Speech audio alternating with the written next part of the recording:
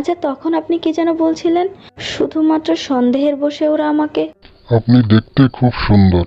হুট করে ওনার মুখে এমন কথা শুনে আমি থ হয়ে গেলাম। আমি জিজ্ঞেস করলাম কি, আর উনি বলছেন কি? বিশ্বাস হচ্ছে না তো আমার কথা? সিরিয়াসলি বলছি, আপনি দেখতে খুব সুন্দর, একদম সেই মায়াবতীর জন্য যে মায়াবতীর ছবি হাজার হাজার পুরুষ তাদের মনে এঁকে রাখে। প্রথম দেখায় যে আপনার প্রেমে পড়বে না সে শালা পুরুষই না। এই বেটা পাগল টাগল হয়ে গেল নাকি? আমাকে পাগল মনে হচ্ছে তো? বলতে পারেন এইটা এক ধরনের পাগলামি। পাগলামি না হলে কি আর বন্ধুর বউয়ের দিকে নজর দেয়? মানে? আপনি যখন সেন্সলেস হয়ে গিয়েছিলেন তখন আদিল আপনাকে কোলে করে বাসার ভিতর নিয়ে এসেছিল। তখন আমি দেখেছি আপনার লম্বা সিল্ক চুলগুলো এলোমেলো হয়ে নিচের দিকে ঝুলেছিল। জাস্ট প্রেমে পড়ে গেছি এই চুলের। কি সব আবোল তাবোল বকছেন আপনি? জানতো এখান থেকে। তারপর আমি আপনাকে সেন্সলেস অবস্থায় শুয়ে থাকতে দেখেছি। চোখ দুটো বন্ধ করা অবস্থায় আপনার মুখটা কত মায়াবী লাগছিল আমি ভাষায় প্রকাশ করতে পারবো না। দুধে আলতা গায়ে রং, তার উপর ঠোঁটের নিচে কালো তিলটাই জাস্ট পাগল করা সুন্দর লাগছিল আপনাকে। তারপর চোখে মুখে পানির ছিটা দিতেই যখন আপনি চোখ খুলে তাকালেন তখন তো আমি রীতিমতো আপনার ওই গভীর দুষ্টু চোখের প্রেমে হাবুডুবু খাচ্ছিলাম। আপনি পাগল হয়ে গেছেন, বের হন এখান থেকে। কেমন দিলাম ভাবি? সুযোগ পেয়েছিস আর এমনি শুরু করে দিয়েছিস তো। এই যে মহারানী, ওর এসব রসালো কথায় ফেসে যেও না। এই শালা সুযোগ পেলে সব মেয়েকেই এমন রসালো কথা বলে। আনিশা তো একজনের প্রেমে অনেক আগেই ফেসে গেছে, নতুন করে আর ফাঁসতে পারবে না। আদিলের কানে ফিস ফিস করে কথাটা বলেই রুমের দিকে পা বাড়ালাম। আবারও পিছন ফিরে তাকালাম। আদিল রেলিং ধরে দাঁড়িয়ে আকাশের দিকে তাকিয়ে আছে, আর নীরব আমার দিকে তাকিয়ে মিটিমিটি হাসছে। আচ্ছা, নীরবের এত সব কথা কি জাস্ট মজা করার জন্য ছিল? আমাদের সাথে দেখা না করে চলে গেলি কেন? আব্বুকে নিয়ে হসপিটালে ছিলাম, তাই তোদের আর আসতে বলার সুযোগ পাইনি। বাসায় পৌঁছে তো বলতে পারতি। তাছাড়া হসপিটালে থাকতে আমাদের বলিসনি কেন? আমরা যেতাম আঙ্কেলকে দেখার জন্য। আব্বুর এমন অবস্থা দেখে এসব কিছু মাথাতেই আসেনি। আর আব্বুকে যেদিন রিলিজ দিয়েছে সেদিন বিকেলেই আমি কক্সবাজার ফিরে আসি। দেখাই হলো না, আর সেই বিয়ের দিন দেখা হয়েছিল। মন খারাপ করিস না, আমি খুব শীঘ্রই আবার ঢাকায় যাব। তা তোর হিরো কই? আমাদের সাথে কি কথা বলাবি না? জানালার কাছে দাঁড়িয়ে তানিয়ার সাথে ফোনে কথা বলছিলাম। ওর কথায় পিছন ফিরে আদিলের দিকে তাকালাম। আদিল তাড়াহুড়ো করে রেডি হচ্ছে, অফিস যাবে তাই। এই আনিশা। আদিল তো এখন অফিসে যাবে, রাতে কথা বলিস। ঠিক আছে। ফোন রেখে আদিলের দিকে এক দৃষ্টিতে তাকিয়ে রইলাম। আদিলকে কি বলবো আগামীকাল আমার বার্থডে? না, থাকুক। যে আমাকে ভালোবাসে না তাকে বলার কি প্রয়োজন? ওকে বরং তাড়াতাড়ি বাসায় আসতে বলি। ওর কাছে আজ মুক্তি চাইবো আমি। এসব যন্ত্রণা আর সহ্য হচ্ছে না। তার চেয়ে ডিভোর্স হয়ে যাওয়া অনেক ভালো। কিছু বলবে? আদিলের কথায় ভাবনায় ছিট পড়লো। ও টাই বাঁধতে বাঁধতে আমার দিকে এগিয়ে আসছে। টাই বেঁধে দাও। অসহায়ের মতো তাকালাম ওর দিকে। কেন এইভাবে মায়া বাড়াচ্ছে? মুখ গোমরা করে আসো কেন? আদিল আমার কোমর জড়িয়ে ধরে আমাকে ওর কাছে টেনে নিল। আমি চুপচাপ ওর টাই বেঁধে দিচ্ছি। বাসায় ফিরবেন কখন?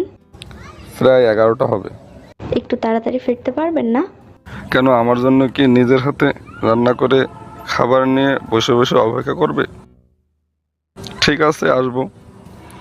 আসি এখন। আদিল আমার দিকে তাকিয়ে মুচকি হেসে বেরিয়ে গেল। আমি ওর চলে যাওয়ার দিকে তাকিয়ে আছি। আজ ওর কাছে আমি ডিভোর্স চাইবো। কখনো কাছে টেনে নেওয়া, আবার কখনো ছুঁড়ে ফেলে দেওয়া, এইসব সত্যি আর নিতে পারছি না আমি। বাবা, একজন অফিসে যাচ্ছে আর অন্যজন মুখ গোমড়া করে তার চলে যাওয়া দেখছে। আচ্ছা, ও কি তোর কপালে চুমু টুমু দিয়ে গেছে? দাদু রুমে এসেই বিছানায় বসতে বসতে কথাগুলো বললেন। দাদু, আপনি না... লজ্জা পাচ্ছিস কেন? আমি অফিসে যাওয়ার সময় তোর দাদির কপালে চুমু দিয়ে যেতাম। আমার কপালে এসব যে জুটবে না, দাদু আদিল যে অন্য কারো। কি রে, কি ভাবছিস? ভাবছি আজ আদিলের কাছ থেকে মুক্তি চাই। মানে? হ্যাঁ দাদু, আজ আমি ডিভোর্স চাইবো। আগামীকাল আমার বার্থডে, আর গিফট হিসেবে আদিলের কাছে এটাই চাইবো। আদিল তো মায়ের আদেশ ছাড়া ডিভোর্স দিবে না, তাই গিফট হিসেবেই চাইবো। পাগল হয়ে গেছিস নাকি? কি সব আবল। দাদু, আমি আর পারছি না এসব সহ্য করতে। দাদুর পায়ের কাছে বসে কেঁদে দিলাম। সত্যি আমি আর পারছি না। আমি তো তোর উপর ভরসা করেছিলাম, আর তুই কিনা এভাবে ভেঙে পড়লি। ওদের প্রেমের কাছে স্ত্রী সত্যিকারের ভালোবাসাকে হারিয়ে দিলি। দাদু, সত্যি বলছি, আমার পক্ষে আর এসব সহ্য করা সম্ভব না। আচ্ছা, তোর জন্মদিনে ডিভোর্স না চেয়ে আদিলের কাছে ভালোবাসাও তো চাইতে পারিস, হয়তো আদিল দিয়ে দিবে। দিব না, কারণ ও অন্য কাউকে ভালোবাসে। তুই একবার চেয়ে দেখবি তো, হতে পারে তোর ভালোবাসার কাছে ওই মেয়ের ভালোবাসা হেরে যাবে। তাছাড়া তুই আদিলের ভালোবাসা পাওয়ার জন্য কি করেছিস বলতো? কিছুই তো করিসনি। তাহলে আদিল ওই মেয়েকে ভুলে তোকে ভালোবাসতে যাবে কেন? সত্যি তো, আমি ওর ভালোবাসা পাওয়ার জন্য কিছুই করিনি। এত কিছু না ভেবে আজ একবার ভালোবাসা চেয়েই দেখ। আমার দাদুভাই এতটাও খারাপ না। হুম। ঘড়ির কাঁটায় 11টা বাজতে চলেছে, কিন্তু আদিল আসার নাম নেই। নীরবে থেকে আদিলের সব পছন্দের খাবারের নাম জেনে সব কিছু নিজের হাতে রান্না করেছি, কিন্তু আদিল তো আসছেই না। আচ্ছা দাদু, তুমিই বলো, সামনে এত ভালো খাবার রেখে কতক্ষণ বসে থাকা যায়? তুমি আদিলের জন্য অপেক্ষা করো, আমি খেয়ে নিই। দাঁড়া না, আদিল আসুক। মেয়েটা অসুস্থ শরীর নিয়ে এত কষ্ট করে সবকিছু আদিলের জন্য রান্না করেছে। দাদু, আপনারা খেয়ে নেন, অনেক তো রাত হলো। আদিল আসলে আমি খাবো। পারমিশন পেয়ে গেছো, এবার খাওয়া শুরু করো। কি আর করার, খেয়েই নেই। রমণী যেমন সুন্দর, রমণী হাতে রান্নাও তেমন ফাটাফাটি। দরজার দিকে তাকিয়ে আছি আর অপেক্ষা করছি কখন বেল বেজে উঠবে। আর আজ আমি আদিলকে আমার মনের কথা বলবো, ওকে আমি ভালোবাসি। ঘড়ির কাঁটা 12টা ছুতে চলল, আদিল এখনো আসার নাম নেই। বাসার সবাই খেয়ে ঘুমিয়ে পড়েছে, আর আমি ড্রয়িং রুমে বসে অধীর আগ্রহে অপেক্ষা করছি আদিল কখন আসবে। হঠাৎ কলিং বেল বেজে উঠল, দৌড়ে এসে দরজা খুললাম। কি ব্যাপার, এখনো ঘুমাওনি? জ্বর বেড়েছে নাকি? উহুম, এমনি ঘুমাইনি। আদিল দরজা লাগিয়ে রুমের দিকে চলল। আমি ওর পিছু পিছু রুমে আসলাম। আদিল জুতা খুলে শার্টের বোতাম খুলতে খুলতে আমার দিকে তাকিয়ে মুচকি হাসলো। কিছু বলবে? আমি আস্তে আস্তে ওর দিকে এগিয়ে গেলাম। আদিল বোতাম খোলা রেখে হা হয়ে তাকিয়ে আছে আমার দিকে। আদিলের 2 পায়ের উপর আমার 2 পা রেখে ওর গলা জড়িয়ে ধরলাম। ওর ঠোঁটের কাছে আমার ঠোঁট এগিয়ে নিতে ও মাথা পিছিয়ে নিল। তাড়াতাড়ি আসনি বলে শাস্তি দিচ্ছ নাকি? আসলে অফিসের ঝামেলায় পর মানহার রাগ ভাঙাতে হলে ওকে না বলে ঢাকা চলে গিয়েছিলাম তো, তাই। মনটাই খারাপ করে দিল। আদিলের গলা থেকে 2 হাত ছাড়িয়ে আনতে যাব, তখনই ওর শার্টে নজর পড়ল। সাদা শার্টে গোলাপি লিপস্টিকের দাগ খুব সুন্দরভাবে ফুটে উঠেছে। শার্টের দিকে আমার তাকিয়ে থাকা দেখে আদিলও তাকালো। লিপস্টিকের দাগ দেখে মুছতে চাইলো। আস্তে আস্তে আদিলের থেকে দূরে সরে আসলাম। বার্থডেতে এত বড় গিফট আমার জন্য অপেক্ষা করছিল। দৌড়ে এসে ওয়াশরুমে ঢুকলাম। শাওয়ার ছেড়ে দিয়ে পিচ্ছি, যেন আমার কান্না কেউ না শুনতে পায়, আমার কান্না যেন কেউ না দেখতে পায়। ডিভোর্স চাওয়াটা ঠিক হতো, কেন যে দাদুর কথা শুনে নতুন করে স্বপ্ন দেখতে গেলাম। আনিশা, কি করছো? দরজা খোলো বলছি। আনিশা, এই মাঝরাতে ভেজো না প্লিজ, আবার জ্বর বেড়ে যাবে। বিশ্বাস করো, আমি তোমাকে এভাবে কষ্ট দিতে চাইনি, কিন্তু কিভাবে যে ডাক। আনিশা, দরজা খোলো প্লিজ। খুলবো না দরজা, আমি নিজেকে শাস্তি দিচ্ছি। এত কষ্ট পেয়েও কেন এই মন তোমাকে ভালোবাসে, সেই শাস্তি। তুমি মানহাকে ভালোবাসো জেনেও কেন তোমাকে নিয়ে স্বপ্ন দেখি সেই শাস্তি। এত অত্যাচার সহ্য করেও তবু কেন তোমাকেই শুধু ভালোবাসি সেই শাস্তি। মাথাটা প্রচণ্ড ভারী লাগছে, খুব ব্যথাও করছে। আস্তে আস্তে চোখ খুলে তাকালাম। আদিল আমার পাশে বসে আছে। একটু নড়তে বুঝতে পারলাম আমার কপালে জলপট্টি দেওয়া। নীরব সোফায় বসে আছে আর মিতু পাশে দাঁড়ানো। এই তো কবির জ্ঞানে ফিরেছে। মিতুর কথায় আদিল আমার দিকে তাকালো। নীরব উঠে বিছানার দিকে আসলো। আম্মুকে আর দাদুকে বলে আসি। পাগলামি করার শাস্তি পাচ্ছ তো এখন? আদিল, ওকে একদম বকবি না। না, বকবো না, আদর করব। জ্বর কতটা বেড়ে গেছে দেখছিস? আর ডক্টর কি বলে গেছে নিজেই তো শুনলি। ডক্টরও এসেছিল, আমি তো বুঝতেই পারিনি। কোথায় বজ্জাত মেয়ের জ্ঞান নাকি ফিরেছে? আম্মু শান্ত হও প্লিজ। এই মেয়ে, ভালো করে শুনে রাখ, আমার বাড়িতে এসব ন্যাকামি চলবে না। আজ ডক্টর এনেছি, ভবিষ্যতে এমন কিছু করলে সোজা বাবার বাড়ি পাঠিয়ে দেব। মায়ের বকা শুনে নিশ্চুপ হয়ে রইলাম। কি করব, অন্যায় যখন করেছি মা তো তখন বকবেই। জ্বর গায়ে নিয়ে মাঝরাতে ভেজা, যত সব আহ্লাদির কাজ। শিরিন, হয়েছে আর না, এবার মেয়েটাকে রেস্ট নিতে দে। আম্মু তুমি রুমে চলো। মিতু মাকে টেনে নিয়ে গেল। দাদু আমার মাথার পাশে এসে বসলেন। আর কখনো এমন কাজ করলে তখন কিন্তু শিরিনের সাথে আমিও বকবো, বলে দিলাম। এত অল্পতে ভেঙে পড়িস কেন? লড়াই করতে পারিস না? বিশ্বাস নেই নিজের ভালোবাসার উপর? দাদু, অনেক হয়েছে, এবার চলো, তুমি ঘুমাবে, না হলে তোমার আবার শরীর খারাপ করবে। হ্যাঁ চল। আদিল, ওকে কিন্তু একদম বকবি না। নীরব দাদুকে নিয়ে বেরিয়ে গেল। নিশ্চুপ হয়ে পাশ ফিরে শুয়ে আছি। গায়ে জ্বরটা বেশ ভালো এসেছে, অসহ্য লাগছে সব কিছু। হঠাৎ দূর থেকে আজানের ধ্বনি ভেসে আসলো। অবাক হয়ে দেয়াল ঘড়ির দিকে তাকালাম।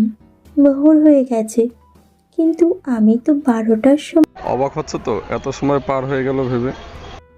আরে বাবা, কথা বলবে না নাকি? এত বড় শাস্তি সামান্য একটু ভুলের জন্য? মানহা আমার প্রেমিকা, ও তো আমার বুকে একটা কিস করতেই পারে। ওর দিকে রাগী চোখে তাকালাম। নির্লজ্জের মতো আবার বলছে এসব। আসলে ও একটা লুচু ছেলে। ওর প্রেমিকাও চাই, আবার বউকেও চাই। এত রেগে আছো কেন? জানো তুমি দরজা খুলছিলে না বলে তা ভয় পেয়েছিলাম। তার উপর আবার তোমার কোনো সারা শব্দ পাচ্ছিলাম না। নীরব, আর আমি দরজা ভেঙে ভিতরে গিয়ে দেখি তুমি অজ্ঞান হয়ে পড়ে আছো। এত রাতে যে একজন ডাক্তার পেয়েছিলাম, এটাই তো ভাগ্যের ব্যাপার। শোনো, আর একদম পাগলামি করবে না। ডক্টর বলেছে জ্বর আবার বেড়ে গেছে, তোমাকে হসপিটালে ভর্তি করাতে হবে। এতগুলো কথা বললাম, তাও চুপ হয়ে থাকবে? ঘুমাবো, আর একটা কথাও বলবেন না। আদিলের দিকে তাকাতে গিয়ে সোফায় রাখা ওর শার্টের উপর নজর পড়লো।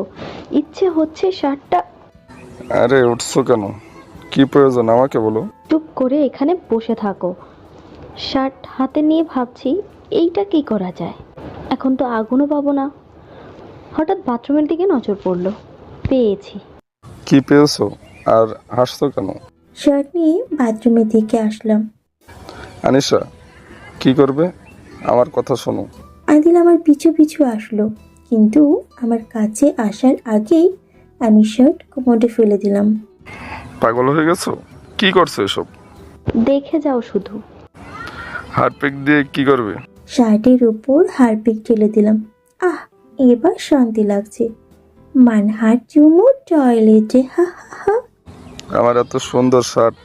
শার্টও গেছে, সাথে মানহার চুমু ও টয়লেটে গেছে। ভবিষ্যতে মানহার দিক থেকে কিস নেয়ার আগে আজকের কথাটা মাথায় রেখো। রুমে আসতে যাব, তখনই মাথা ঘুরে উঠলো। তাড়াতাড়ি দেয়াল ধরলাম। পরো, যাবে তো? আদিল আমার একটা হাত ওর কাঁধে নিয়ে আমাকে ধরে ধরে রুমে নিয়ে আসলো। বেচারা, শার্ট হারালো, আবার আমার সেবাও করছে, হি হি। খুব হাসি পাচ্ছে তাই না? আমার এত সুন্দর শার্ট। কাঁদে না লুচু জামাই, আমি তোমাকে এর থেকে অনেক সুন্দর শার্ট এনে দেব। আমি লুচ্ছু? একদম পাক্কা লুচু। বিছানায় শুতে শুতে ওর দিকে তাকিয়ে বললাম। ও তো মিটিমিটি হাসছে। আদিল দরজা বন্ধ করে এসে লাইট অফ করে আমার পাশে শুয়ে পড়ল।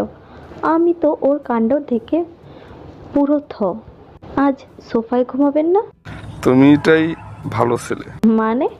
রেগে গিয়ে যে এতক্ষণ আমাকে তুমি করে বলছিলে ওটাই ভালো ছিল। এখন আপনি শব্দটা কেমন যেন পানসে পানসে লাগছে। পাশ ফিরে চুপচাপ শুয়ে পড়লাম। পাগলামি তো ঠিকই করি, কিন্তু আমার ভিতরে কি চলছে সেটা তো শুধুমাত্র আমিই জানি। কেন যে আদিলকে ভালোবাসতে গেলাম। আচ্ছা, আপনি যে আমার পাশে ঘুমাচ্ছেন এটা মানহা জানলে রাগ করবে না?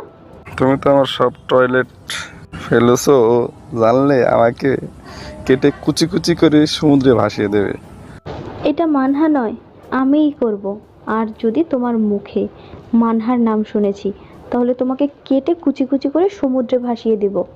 আর এই যে চোখ দুটো দিয়ে আমাকে না দেখে মানহাকে দেখো, সে চোখ দুটো দিয়ে আমি মার্বেল খেলবো। ওরে বাবা, মরে যাচ্ছে, আমার গলা ছাড়ো প্লিজ। দু হাতে আদিলের গলা চেপে ধরেছিলাম। ওর কষ্ট হচ্ছে দেখেই ছেড়ে দিলাম। আদিল সাথে সাথে আমার কোমর জড়িয়ে ধরলো। এমন দরজাল বউ যেন প্রতিটি পুরুষের কপালে জোটে। আর যাই হোক, পরকে বলতে কিছু থাকবে না। হা হা হা। ও জোরে জোরে হাসতে দেখে ইচ্ছে হচ্ছে একটা খুশি মেরে দিই। ছাড়ো, আমি ঘুমাবো। এখানে ঘুমানো যায় না। আদিল ইশারা দিয়ে ওর বুক দেখালো। অনেকটা সময় দুজন দুজনের চোখের দিকে এক দৃষ্টিতে তাকিয়ে রইলাম। আদিল দু হাতে আমাকে জড়িয়ে ধরেছে দেখে চুপচাপ ওর বুকে মাথা রেখে শুয়ে পড়লাম। সকালে আদিলের ডাকে ঘুম ভাঙল। চোখ খুলে তাকিয়ে আদিলের হাতে সুপের বাটি দেখে চোখ বড় বড় করে তাকালাম। এইসব কি? আমি এসব খাই না। আমি তো সকালে কফি খাই। তুমি অসুস্থ, তাই এসবই খেতে হবে। এসব খাবো না আমি। আম্মুকে ডাকবো? আম্মু আসলে কি জোর করে খাওয়াবে? দজ্জাল শাশুড়ির হাতে খাওয়ার চেয়ে লুচু জামাইয়ের হাতে খাওয়া ভালো। আমার কথা শুনে আদিল মুচকি হাসলো। আম্মু কিন্তু এতটা খারাপ না। আম্মুর মনটা অনেক নরম। দেখো না, তুমি অসুস্থ বলে নিজের হাতে স্যুপ বানিয়ে দিয়ে গেছেন। আমি তো চাই এমন একজন শাশুড়ি যে আমাকে মেয়ের মতো ভালোবাসবে আর আমি তাকে মায়ের মতো ভালোবাসবো। বিছানায় আজশোয়া হয়ে ফোন টিপছি আর আদিল অফিসে যাওয়ার জন্য রেডি হচ্ছে। হঠাৎ আমার ফোন বেজে উঠল। আব্বু ফোন দিয়েছেন। হ্যালো আব্বু। শুভ জন্মদিন মা। মনে আছে তাহলে? এই দিনটা কি ভোলার? আব্বু, আজকের দিনেও তুমি কাঁদবে? আমার জন্মদিন বুঝি তোমার কাছে কিছুই না? ও তোমার কাছে সব কিছু, তাই না? না রে পাগলি। আচ্ছা, তোর কণ্ঠ এমন শোনাচ্ছে কেন? একটু জ্বর। আমাকে বললি না যে? কমে যাবে আব্বু, টেনশন করো না। তোকে আজ খুব দেখতে ইচ্ছে হচ্ছে। তোর ফুফুও বারবার তোকে দেখতে চাইছিল। এত দূর থেকে কিভাবে সম্ভব আব্বু? কিছুদিন পর মাকে বলে আসবো। তোর শাশুড়ি মা তো আমার সামনে আসে না, আবার কথাও বলে না। না হলে ওনাকে আজ একবার বলে দেখতাম। আব্বু, মা তো পরপুরুষের সামনে যান না। শুধু তাই না, বাইরের কারোর সামনেই যান না। এইটা খুব ভালো। হ্যাঁ, ফুফুকে বলো আমার গিফট পাওনা রইলো। বাসায় এসে পেয়ে যাবি। আচ্ছা, রাখছি এখন। ফোন রাখতেই কল লিস্টে চোখ পড়লো। তানিয়া ফারজানা দুজনেই কল করেছিল, কিন্তু কথা বললো কে? ফোন হাত থেকে রেখে আদিলের দিকে তাকালাম। ও মুখ গোমড়া করে সোফায় বসে আছে। অফিস যাবে না? হুম। তাহলে মুখ পেঁচার মতো করে রেখেছো কেন? শার্টটা মানা গিফট করেছিল। মানা যদি হুট করে জিজ্ঞেস করে শার্টটা কোথায়, তাহলে কি বলবে? তোমার হাসি পাচ্ছে তাই না? তোমার মানহার গিফট টয়লেটে, আর আমি হাসবো না? তা আবার হয় নাকি? ছাড়াচ্ছি তোমার হাসি। আদিল আমার দিকে এগিয়ে আসতে দেখে আমি দৌড়ে জানালার কাছে চলে গেলাম। আদিল অনেকক্ষণ আমাকে দৌড়িয়ে শেষ পর্যন্ত ধরে ফেললো। এক হাতে আমার কোমর জড়িয়ে ধরে অন্য হাতে প্যান্টের পকেট থেকে কি যেন বের করলো। Happy birthday. আমার সামনে একগুচ্ছ লাল গোলাপ ধরে রেখেছে। অবাক হয়ে একবার আদিলের দিকে তাকাচ্ছি, আবার গোলাপের দিকে তাকাচ্ছি।